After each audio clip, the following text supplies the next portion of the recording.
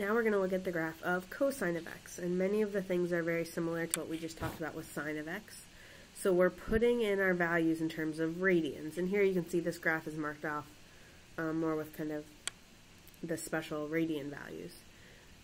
So our domain, we can plug in any angle value between negative infinity and infinity, so our domain is from negative infinity to infinity. Now remember, cosine are the x-coordinates, and if we're looking at the unit circle, if we start at 0, the x-coordinates there at 1, so that's the highest it ever gets, the most to the right it ever gets. The most to the left the unit circle ever gets is negative 1. So since we're taking those x values, and here we see when it's plotted out, the lowest the graph ever gets is negative 1, and the highest it ever gets is 1.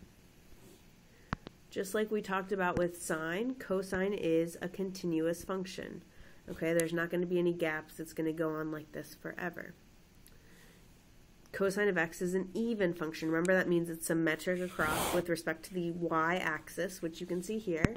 And you learned the identity in a previous section that cosine of negative x is equal to cosine of x. And that's what it means to be an even function. And like sine, it has a period of 2 pi, one time around the circle.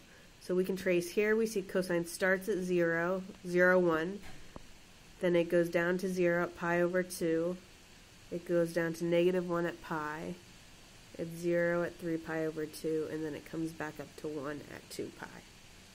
So that's the graph of cosine of x.